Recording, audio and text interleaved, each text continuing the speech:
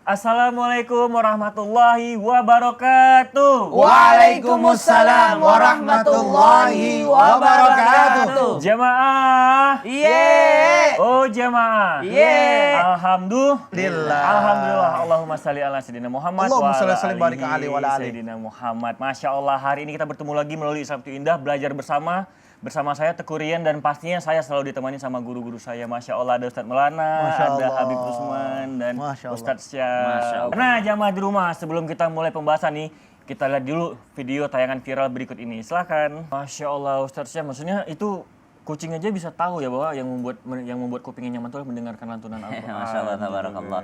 Jadi bahkan ada kitab membahas tentang hewan-hewannya Allah Subhanahu wa taala. Dari semua makhluk Allah Subhanahu wa taala semuanya pasti tercengang dengan bacaan Al-Qur'an. Bahkan bangsa jin saja itu sangat senang mendengarkan bacaan Al-Qur'an dan mengetahui tentang kebenaran Al-Qur'an.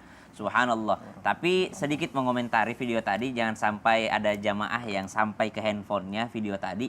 Itu adalah salah satu bacaan riwayat yang bukan kita pakai di Indonesia. Kalau pakai di Indonesia adalah Hafiz an Asim. Kalau tadi bacaannya itu riwayat yang lain. Makanya bacaannya bukan ya'lamu ma baina aidihim, tapi ya'lam ma baina aidihim. Jadi ada perbedaan riwayat dalam bacaan qiraatnya. Jangan sampai menjadi kenapa nih kok salah syekhnya membaca, bukan salah, tapi itu adalah bacaan riwayat yang lain. Yang jelas ya, qiraat 7. Maka subhanallah, ya, yang namanya Al-Qur'an tetaplah Al-Qur'an, mukjizat, ya amanah, sangat tinggi derajatnya. Masya Allah, terima kasih Ustaz Syam. Sama-sama, Nah, Teguh jamaah Rian. di rumah, selanjutnya ada video viral lagi nih. Video tentang pernikahan perempuan kembar 3. Masya Allah. Kita lihat dulu video tangan berikut ini. Penasaran kan? Silahkan. Subhanallah, Ustaz, itu kembar 3.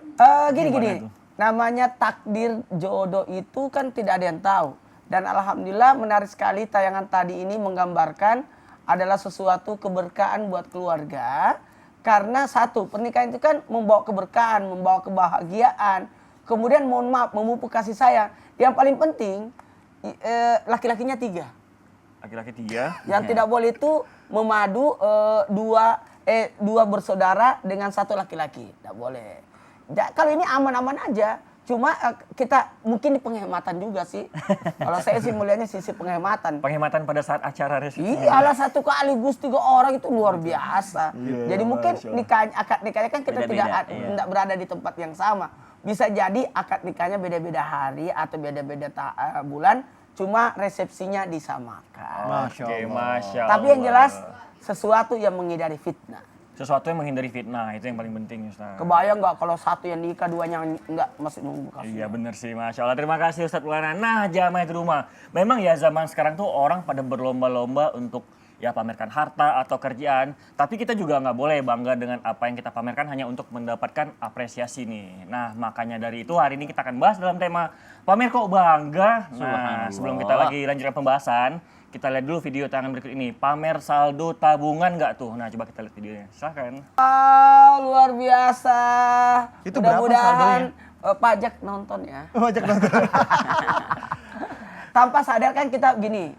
Apa yang kita lakukan tanpa sadar itu bisa jadi mengundang penyakit lain. Ya ini kan karena pamer-pamer itu kan bisa menyebabkan datangnya penyakit yang dalam hal ini bisa merugikan diri kita sendiri sebenarnya. Iya sebenarnya ya, tapi ya berarti kalau kita punya sesuatu yang nggak boleh kita cerita ke orang lain sama sekali, atau kita nggak boleh upload nih, contohnya kita bisa apa nih kita upload atau kerjaan kita upload, itu gimana dong Habib? Tapi kadang kan itu bentuk reward untuk diri kita sendiri, itu seperti apa tanggapan Habib? Betul juga, ada reward, pemacunya dia dan semangatnya dia juga. Iya, tapi tergantung niatnya juga sih. Ya khair Afwan, Rian, Ustadz Maulana, Ustadz Syam. Bismillahirrahmanirrahim. Assalamualaikum warahmatullahi wabarakatuh. Waalaikumsalam warahmatullahi wabarakatuh.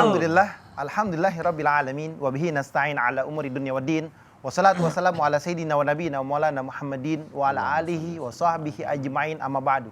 Segala puji bagi Allah Subhanahu wa taala yang telah memberikan kita nikmat iman, nikmat sehat wal afiat, yang alhamdulillah pada pagi hari ini kita dapat menyaksikan Islam Itu Indah, yang insyaallah penonton di rumah mendapatkan ilmu yang bermanfaat dari guru-guru kita, bisa diamalkan untuk dirinya, suaminya, istrinya, anak-anaknya, dan insyaallah ya Allah penuh dengan keberkahan dan keridhaan Allah Subhanahu wa taala karena thalabul ilmi, pagi-pagi menyaksikan Islam Itu Indah. Amin amin ya Allah ya Rabbal alamin. Dengan menyebut nama Allah Subhanahu wa taala yang Maha Pengasih lagi Maha Penyayang, banyak di antara kita yang dimana mereka merasa senang, merasa bangga, merasa bahagia dengan apa yang dia lakukannya, dengan apa yang dia kerjakannya. Dan tadi disampaikan oleh Rian, reward. Dia misalkan dapat sesuatu dengan kemampuannya, bisa punya motor baru, ya kan? Zaman sekarang kan zaman teknologi. Zaman yang dimana mereka bahagia dan bangga, akhirnya dia munculin di status lah, di media sosialnya lah. Akhirnya muncullah foto motornya, dilihat oleh orang-orang. Apakah ini bentuk ain? Iya, ini bentuk ain, jelas. Mereka kebanyakan, di antara mereka yang paham, bahwasanya ketika melihat seperti itu dan diawali dengan seperti itu, diawali dengan Alhamdulillah ya Allah. Agar orang juga baca Alhamdulillah, kalimat awalnya. Alhamdulillah, Allah memberikan motor ini dengan hasil susah payah saya kurang lebih selama 12 tahun baru punya motor. Ya kan? Alhamdulillah, diawali dengan kalimat Alhamdulillah. Jadi orang baca Alhamdulillah. Kalau misalkan dia kalimatnya tidak diawali dengan kalimat takjub, Alhamdulillah, Masya Allah, Tabarakallah, dan lain sebagainya, maka terjadilah sebuah ain. Karena kita nggak tahu yang lihat. Siapa yang lihat, ada juga yang nyumpahin, yang nggak seneng, yang ngomongin, yang jelekin. Inilah yang bentuk jadinya ain. Ain itu secepat kilat menyambar. Penyakit ain terjadi dimanapun tempat. Makanya ketika orang yang bahagia, boleh saja dia bahagia dan dia bangga, diperbolehkan. Dengan bersyukur kepada Allah Subhanahu wa Ta'ala diawalinya. Atau ada seorang yang contoh misalkan, Alhamdulillah ya Allah, dengan hasil saya sisihkan 20% untuk bangun masjid. Akhirnya masjid ditunjukkan, wah inilah yang saya bangun. Misalkan Ustadz Maulana bangun pesantren atau bangun sekolahan di Makassar. Alhamdulillah bisa bangun pesantren dan sering disebut di mimbar Islam itu indah. Nah, ini adalah bentuk agar orang-orang agar apa? Agar mau bisa menyisihkan rezekinya, dia bangun pesantren, dia bangun masjid, dia bangun ini, bangun itu bentuk yang diperbolehkan dengan tujuan apa? Tujuan mengajak orang lain untuk beribadah kepada Allah dengan cara bersedekah. Diperbolehkan dengan tujuan dan niat baik. Karena apa? Karena ini adalah bentuk salah satu daripada dakwah. Kan ud'u ila sabili rabbika bil hikmah wal mau'izatil hasanah wa jadilhum billati hiya ahsan. Dengan cara-cara yang baik. Berdakwah dengan cara yang masing-masing dengan tujuan sama, mendapatkan keberkahan dan ridhonya Allah Subhanahu wa Ta'ala. Dan nggak boleh diperdebatkan dengan tujuan lu ngapain seperti itu, nggak boleh dipamerin seperti itu. Masing-masing ala niatihim, atas niatnya. Oleh karena itu, kalau ditanya sekali lagi, boleh dengan kalimat diawali dengan Masya Allah, Tabarakallah, agar orang lain mendoakan dan di dalamnya penuh dengan keberkahan dan ada semangat di dalamnya untuk kerja lagi. Masya Allah, berarti kita harus buat kata-kata takjub awalnya. Awalnya takjub dulu. Masya Allah. Dan Nah, kalau dia, kaget. ada nggak saudaranya dia yang suka pamer-pamer? Saudara yang suka pamer, ada juga temen sih tapi yang banyak gitu. Oh, teman. Tapi sengaja kita Nggak pamer. berani ya sebut saudara ya? Saudara jarang ada sih soalnya. jarang. Tapi kalau temen kan pasti ada. Karena apa? Kita kasih Saudara tahu cuma sesuatu. 2. Iya, cuma adik satu soalnya. Kan ada namanya saudara sepupu. Sepupu ya, tapi kan yang paling dekat kan sama adik Oh, gitu. gitu. Tapi kalau misalnya sama temen itu kita pamer untuk memotivasi gitu, Oh, Ustaz. gitu. Karena dia kalau kita pamer dia termotivasi. Itu gimana Ustaz Syam? Oh baik, bismillahirrahmanirrahim. Tapi Ustaz Maulana, Rekurian serta guru-guru kami yang dimuliakan Allah Subhanahu wa Ta'ala. Bismillahirrahmanirrahim. Alhamdulillahirabbil alamin wassalatu wassalamu ala asyrafil anbiya'i wal mursalin sayyidina Muhammadin wa ala alihi wa sahbihi ajma'in. Asbahna wa asbahal mulku lillahi rabbil alamin. Subhanaka la ilma lana illa ma 'allamtana innaka antal alimul hakim. Rabbi shrah li sadri wa yassir li amri wahlul 'uqdatam min lisani yafqahu qawli waj'al li wazira min ahli amin amin amin ya rabbal alamin. Maka yang dibahas selanjutnya adalah pamer untuk motivasi. Kalau tadi pamer untuk mendapatkan reward, artinya dia berbahagia, bersyukur atas usahanya sendiri. Kalau sekarang pamernya adalah karena untuk memotivasi saudara, memotivasi orang lain, yang paling dekat adalah saudara. Jadi hati-hati dengan saudara karena pembunuhan pertama yang terjadi di muka bumi ini adalah dari saudara. Kemudian yang memasukkan atau membuang Nabi Yusuf alaihissalam ke dalam sumur juga saudara. Yang menghalang-halangi dakwahnya Nabi SAW juga saudara-saudara alias paman-pamannya. Jadi banyak kejahatan terjadi itu bukan dari orang jauh tapi malah orang-orang terdekat, subhanallah. Maka kalau dikatakan memotivasi orang lain dengan niat ibadah, dengan niat motivasi beribadah, pamer yang seperti ini apakah diperbolehkan? Maka yang pertama mari kita lihat kisah tentang pembunuhan pertama tadi, Qabil dan Habil.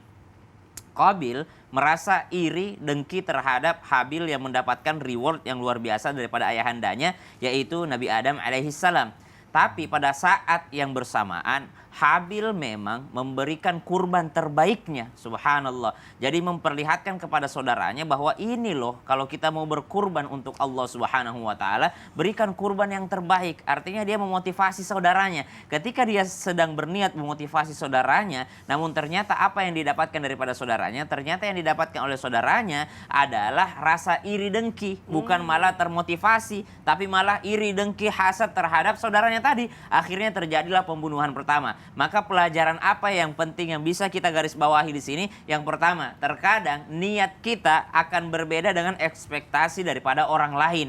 Jadi jangan menggunakan embel-embel motivasi orang lain, tapi ternyata itu malah menyakiti perasaan orang. Jangan karena embel-embel, wah ini kan untuk motivasi saudara, tapi ternyata malah membuat saudara terpojokkan oleh orang tua. Ya kan, ada yang mengatakan, wah saya mau kasih lihat pamer ini nilai saya di sekolah, subhanallah. Adiknya tidak mendapatkan nilai yang tinggi seperti itu. Dia pikir dia memotivasi adiknya, tapi pada saat yang bersamaan dia membuat adiknya terpuruk. Dia membuat adiknya dibanding-bandingkan oleh orang tuanya dengan kakaknya, subhanallah. Maka niat kita dengan pengamalan harus berjalan bersamaan atau selurus jalannya. Karena jangan sampai niatnya motivasi, tapi malah menyakiti perasaan orang lain. Itu yang pertama, pamer motivasi boleh, tapi jangan sampai tidak sejalan dengan apa yang dirasakan orang lain, maka sebaiknya dihindari. Itu yang pertama. Yang kedua, memotivasi orang lain ternyata juga bukan menjadi niat yang utama. Kenapa? Segala kebaikan mestinya niatnya ikhlas karena Allah Subhanahu wa taala, bukan karena ingin dilihat oleh orang lain.